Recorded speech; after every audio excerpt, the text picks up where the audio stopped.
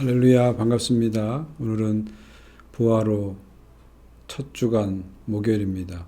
부활의 기쁨과 능력이 여러분의 모든 가정 가운데 계속해서 함께 하시기를 바랍니다.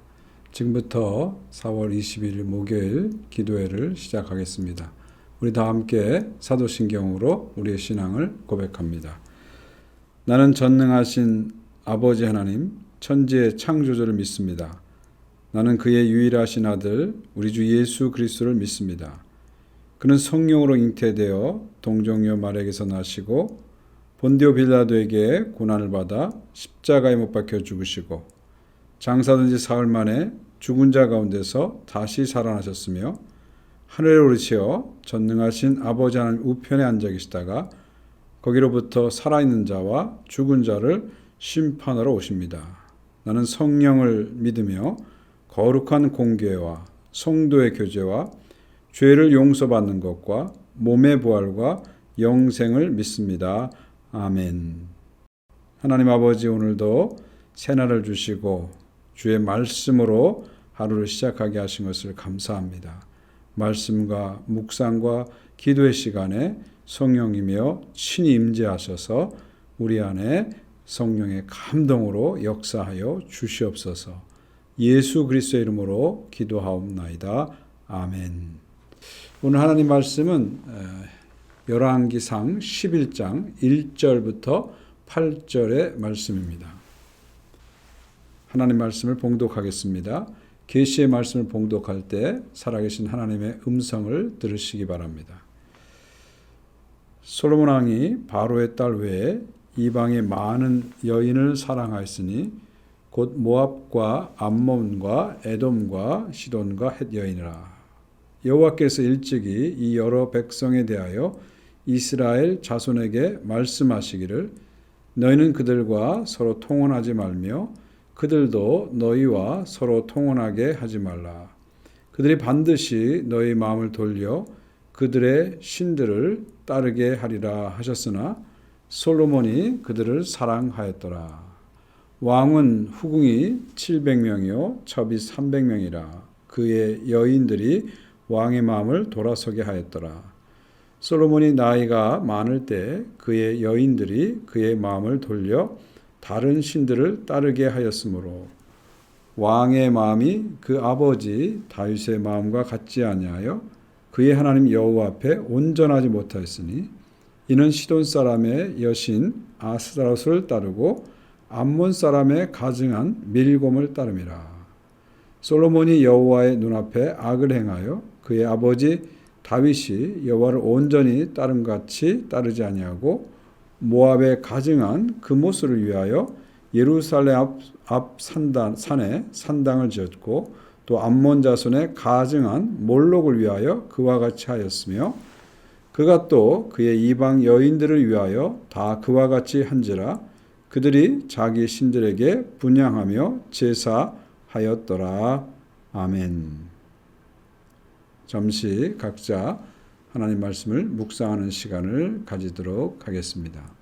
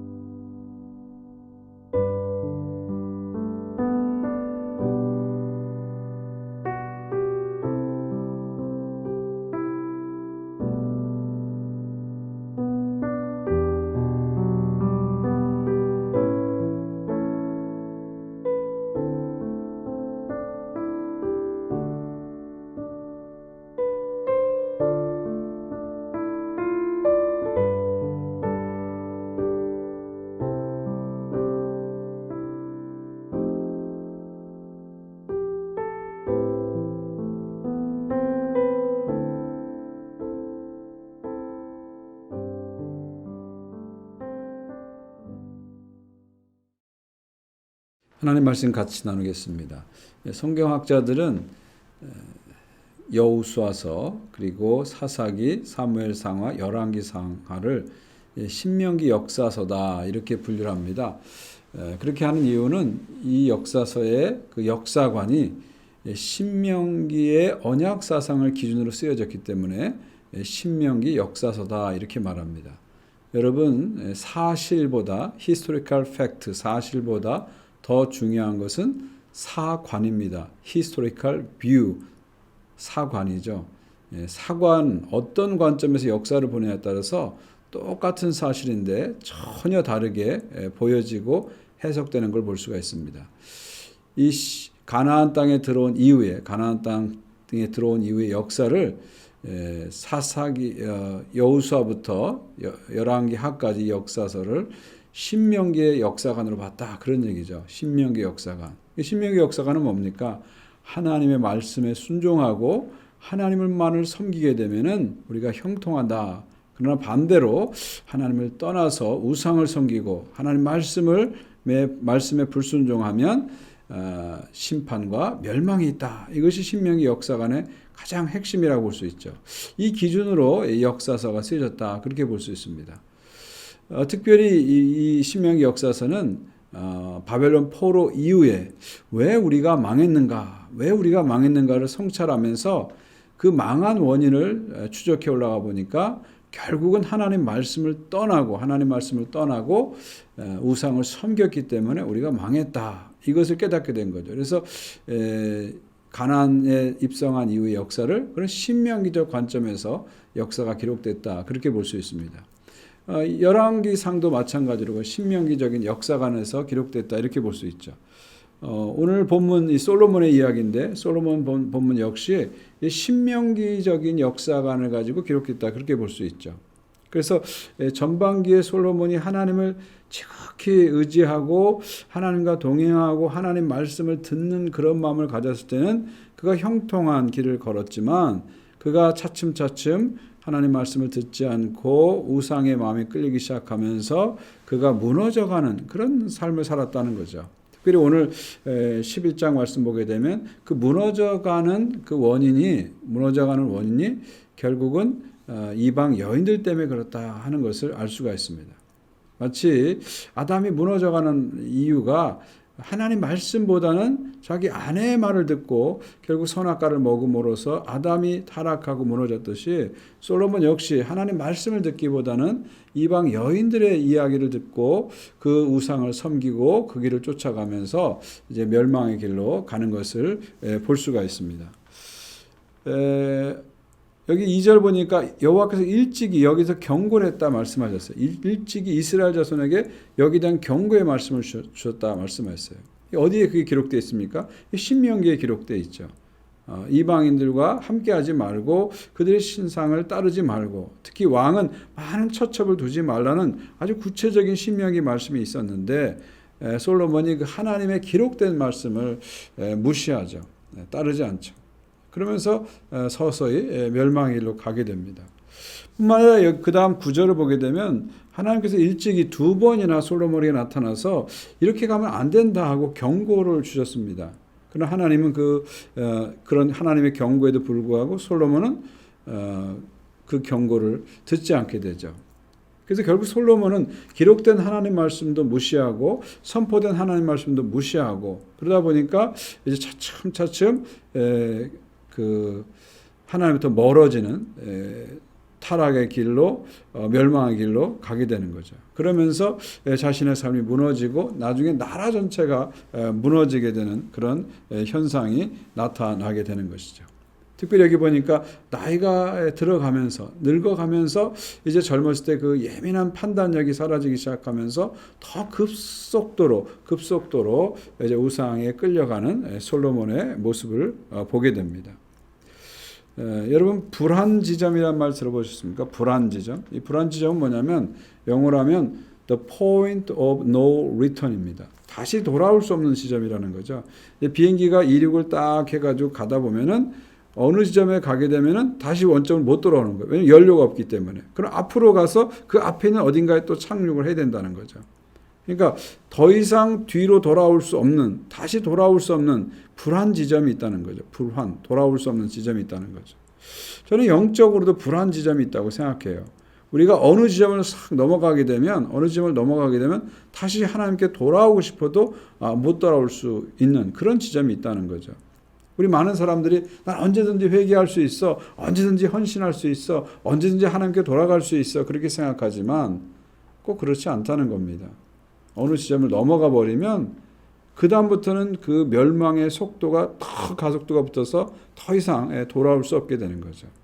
그러므로 우리는 항상 깨어서 이 기록된 하나님 말씀, 선포된 하나님 말씀을 자꾸 듣고 그 말씀에 비추어서 우리 삶을 새롭게 하는 그런 회개가 항상 필요한 것입니다. 솔로몬을 보게 되면은요, 하나님이 정말 원하는 게 뭘까요? 하나님이 정말 우리들에게 원하는 건 뭘까요? 하나님 우리에게 원하는 것은 성공이 아닙니다. 하나님 원하시는 것은 성결입니다. 성결. 이 성공의 관점에서 보면 솔로몬은 이스라엘의 어떤 왕보다도 어떤 인물보다도 최대의 외적인 성공을 거뒀죠. 수적인 성공을 거뒀죠. 그는 정말 성공한 사람입니다. 모든 면에서 성공한 사람입니다. 그러나 그의 후반전 인생은 성공했지만 성결에서 무너지기 시작했죠. 성결이 무너지면서 그의 삶이 무너지고 나라가 무너졌다는 거죠. 여러분, 한 나라가 무너지는 것은 꼭 경제력이 약해서 무너지는 게 아닙니다. 군사력이 약해서 무너지는 것이 아닙니다. 한 나라가 무너지는 것은 도덕성이 있는 거죠. 그 한 나라가 무너지는 것은 그들의 그 정신세계에 있는 것입니다.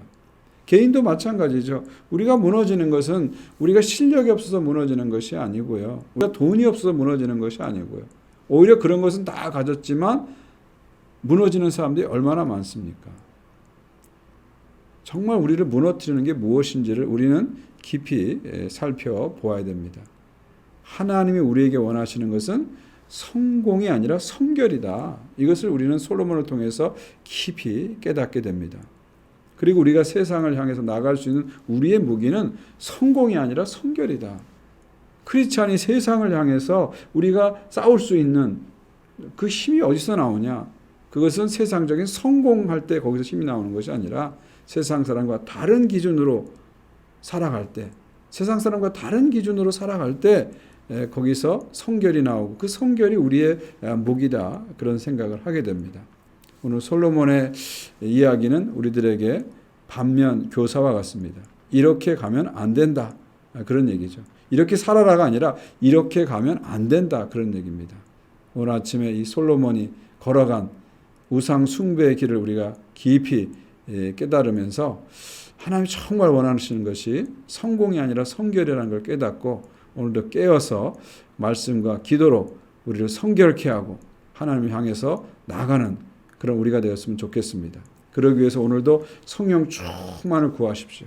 이 성결은 우리의 노력과 의지로만 절대 되지 않습니다. 날마다 우리가 회개하고 성령의 충만함을 구해야 됩니다. 성령께서 나를 지배하고 다스릴 때 내 안에 거룩한 힘이 나오게 되는 거죠. 그 거룩한 힘으로 우리는 죄를 이기고 세상을 이기고 마귀를 이기고 승리하게 됩니다. 오늘도 말씀과 기도 안에서 거룩해지는 여러분 되시기 바라고요. 특별히 성령의 충만함을 이 시간 모든 주님의 백성들이 입어서 성령의 능력으로 거룩한 하루를 사시기를 주님의 이름으로 축원드립니다. 기도하겠습니다. 하나님 아버지, 감사합니다. 솔로몬이 어떻게 무너져 가는지, 어떻게 그의 인생의 내리막길로 내려가는지를 우리가 똑똑히 보았습니다. 솔로몬을 반면 교사로 삼아서 하나님 앞에 깨어서 기도하는 오늘 하루가 될 수 있도록 도와주시옵소서. 주님이 정말 원하시는 것이 성공이 아니라 성결이라는 것을 깊이 깨달으면서 하나님의 말씀의 힘으로, 기도의 능력으로, 특별히 성령께서 우리에게 부어주시는 그 거룩한 힘으로 오늘도 성결하게 살아가는 하루가 될 수 있도록 은혜를 베풀어 주시옵소서. 오늘 모든 주의 백성들에게 성령의 충만함으로 같이하여 주시옵소서.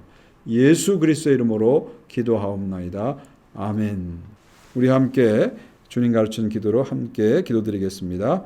하늘에 계신 우리 아버지의 이름을 거룩하게 하시며 아버지의 나라가 오게 하시며 아버지의 뜻이 하늘에서와 같이 땅에서도 이루어지게 하소서. 오늘 우리에게 일용할 양식을 주시고 우리가 우리에게 잘못한 사람을 용서해 준 것 같이 우리의 죄를 용서해 주시고 우리를 시험에 빠지지 않게 하시고 악에서 구하옵소서. 나라와 권능과 영광이 영원히 아버지의 것입니다. 아멘.